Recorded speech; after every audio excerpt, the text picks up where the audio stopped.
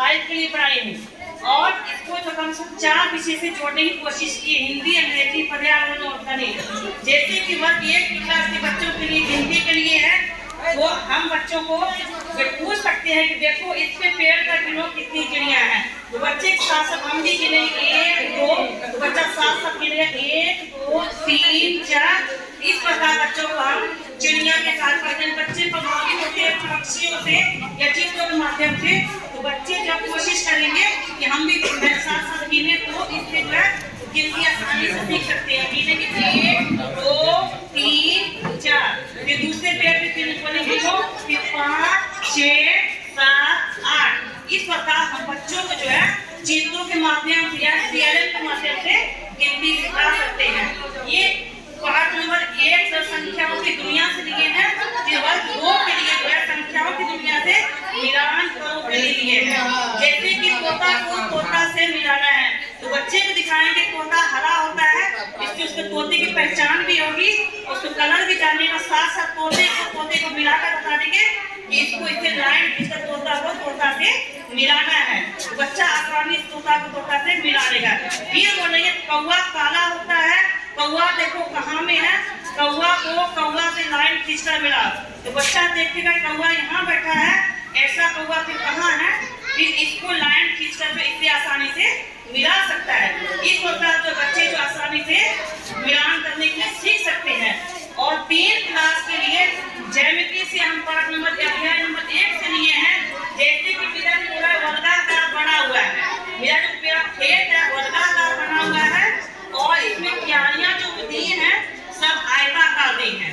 देख सकते हैं क्यारियां सब आयताकार हैं, पूरा खेत वर्गाकार है, और क्यारियां चूना दिया हुआ है सब आयताकार है। फिर बीच में जो त्रिभुजाकार की फसल लगी हुई है, इसीलिए सब त्रिभुजाकार बना दिए हैं, और वृत्ताकार के लिए यहाँ पे कुआं बना दिए। तो बच्चे को दिखा सकते हैं कि गोल होता है, जैसा ही कुआं होता है, कुएं को देखकर जो बच्चे को दिखा सकते हैं। क्लास 4 की हिंदी का कितना विजुता से इसको बनाए हैं, इसको बनाया जाता है पुआल और लकड़ी की सहायता से। इसको एक मानव आकृति का ढांचा तैयार किया जाता है, फिर इसके सिर पे एक काली वाली घंटी बनाई जाती है, चूने का टीका लगाया जाता है, उसके पूरे डिजाइन को तैयार किया जाता है, देखने में मानव का जैसा लगे। फिर इसको फटे कपड़े पहनाए जाते हैं, फिर इसको खेतों में खड़ा किया जाता है, क्योंकि जब किसान फसल खेत में लगाता है तो हमेशा फसलों को पकड़कर नहीं बैठ सकता है रखवाली करने के लिए, उसके मन में कहीं ना कहीं डर होता है कि मैंने फसल तो खेत में लगा दी है, मगर मेरी फसलों को पशु पक्षी आकर नुकसान पहुंचा देंगे, क्या करूं। तो वो एक मानव के ढांचे का एक विजुता बनाकर खेत में खड़ा कर देता है कि जब भी पशु पक्षी आए उसको देखें और उसको डर जाए। इसी उदाहरण कहीं कुछ दिखे हैं, कुछ पक्षी आए हुए हैं, कुछ पशु आए हुए हैं, जो कि विजुता को खेत में खड़ा देख रहे हैं, उनके मन में डर हो रहा है कि आदमी खड़ा है, इसी डर से जो पशु पक्षी अंदर नहीं जा रहे हैं। कुछ पक्षी पेड़ पर बैठे हुए हैं, कुछ जानवर खड़े मगर अंदर नहीं जा रहे हैं। फिर इसी पर्यावरण से भी जुड़ा है तरह के पक्षी से। जैसे कि मुझे बताया गया पक्षी कई तरह के होते हैं, कुछ पक्षी एक रंग के होते हैं और कुछ पक्षी रंग बिरंगे होते हैं। तो उसमें दिखाने की कोशिश की, जैसे कौवा है, बतख है, हाथ है, सब जो है एक कलर के होते हैं। कुछ पक्षी जैसे कि तोता में 2 रंग है, कुछ चिड़िया है 1 से अधिक रंग की होती है। इससे बताने की कोशिश की है कि कुछ पक्षी जो है रंग बिरंगे होते हैं, कुछ पक्षी एक ही रंग के होते हैं। और फिर इसी को 5 क्लास की सिंचाई के साधन से जोड़ा है। मेरा पूरा खेत है और खेत में पूरी फसल लगी हुई है, यहाँ तक मेरे पास सिंचाई के साधन है, उतना दूर में मेरी फसल हरी भरी है। मेरे पास सिंचाई के साधन कुआं है या नलकूप है, नदी है, जो भी है उसके माध्यम से सिंचाई खेत में हो रही है। मगर जिस जगह सिंचाई के साधन नहीं है, जैसे कि मेरे पास ये सिंचाई के साधन नहीं है, तो ये जगह मेरी फसल होगी, क्योंकि इसमें पानी नहीं दे सकते, कि मेरे पास सिंचाई के साधन उपलब्ध नहीं है। क्योंकि जैसे कि इंसान को जीने पीने के लिए पानी चाहिए, किसी जगह खेतों को भी फसलों को भी पानी की जरूरत होती है। जिस जगह पर पानी गया फसलें हरी भरी रहती हैं, यहाँ पानी नहीं पहुंच पाता है तो वहाँ खाली आ जाती है, और कई बार खेत भी बंजर होकर गवारे पड़ जाते हैं। बनाए हैं। दिखाना है TLM ने है कि लोग क्या कर रहा है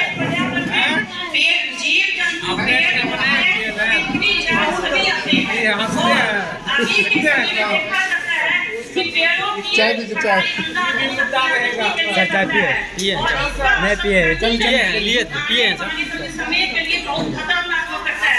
दिखाने की कोशिश किया कि एक लकड़ आ रहा है और जो कुछ पेड़ों को काट दिया है और फिर पेड़ों को काट रहा है, यानी कि इंसान अपनी आपूर्ति के लिए या कारखानों की आपूर्ति के लिए पेड़ों की कटाई तो कर रहा है, और आने वाले भविष्य के लिए नहीं सोच रहा है कि आने वाले समय में कैसे होगा। क्योंकि समझिए जैसे कि पेड़ों की कटाई अंदर होती जाएगी तो जीव जंतु धीरे धीरे कोई विलुप्त हो चुकी है। कुछ जीवों को हम लोग पालते हैं, मगर कुछ जीव कुछ वनस्पतियों को जो है सिर्फ जंगल ही पालते हैं, उसको हम लोग नहीं पाल सकते हैं। मगर जंगल के अंदर कटाई होने के कारण कई जीवों की वनस्पतियों की जातियां विलुप्त हो चुकी हैं। तो हमें कोशिश करनी चाहिए अधिक से अधिक पेड़ पौधों को लगाने की, ना कि काटने की। उसको दिखाया गया है कि ये पूरा इको क्लब के बारे में दिखाया गया है कि पूरा पर्यावरण है, उसमें एक आदमी पेड़ काट रहे हैं, कुछ कटे हुए पेड़ भी हैं, और इसके अलावा जो है कुछ बच्चे जो है इको क्लब के हैं जो कि पौधे लगा के बता रहे हैं कि हमको अधिक से अधिक पौधे को लगाना चाहिए, पौधे को पेड़ को काटना नहीं चाहिए, क्योंकि आने वाला समय हमारे लिए पेड़ पौधे लगाना बहुत आवश्यक है। इसी तरह दिखाने की कोशिश की है कि कुछ जीव जंतु जो है पानी में भी रहते हैं। अगर पानी में हम लोग गंदगी फैलाएंगे तो जीव जंतु के साथ साथ फिर हम लोग के लिए भी ये पानी पीना मुश्किल हो जाएगा। और फिर दिखाने की कोशिश किए हैं कि इको क्लब के मेंबर हैं और जो है इको क्लब के मेंबर सबको समझाने की कोशिश कर रहे हैं कि पर्यावरण को हमेशा साफ सुथरा ही रखना चाहिए, कभी गंदगी नहीं फैलानी चाहिए। जिसका जो कचरा जैसे गीला कचरा है उसको हरे डस्टबिन में डालें और सूखा कचरा जो से नीले डस्टबिन में डालकर पर्यावरण को साफ रखेंगे तो ही आने वाले समय में हमें शुद्ध और साफ हवा मिलेगी, जिससे कि बीमारियों से हम लोग हमें राहत मिलेगी। तो इको क्लब के माध्यम से समझाने की कोशिश की हम लोग अधिक से अधिक पेड़ों को लगाना चाहिए, ना कि काटना चाहिए, और अपने आस पास अपने पर्यावरण की सुरक्षा करनी चाहिए। कुछ में पशु पक्षियों दिखाने की कोशिश की है जो कि हमारे लिए बहुत ही आवश्यक है।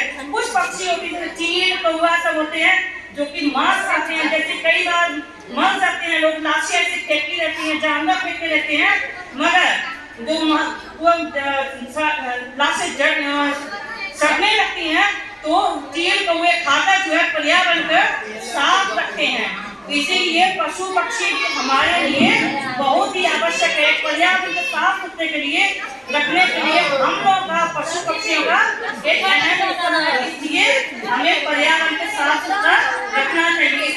इको क्लब के माध्यम से पर्यावरण के बारे में समझाने की कोशिश की है। धन्यवाद। बहुत बहुत धन्यवाद मैडम को, बहुत अच्छा प्रोजेक्ट बनाई है। और इनका प्रोजेक्ट सबसे मूल चीज ये था कि इन्होंने सबके से प्रोजेक्ट को जोड़ा है।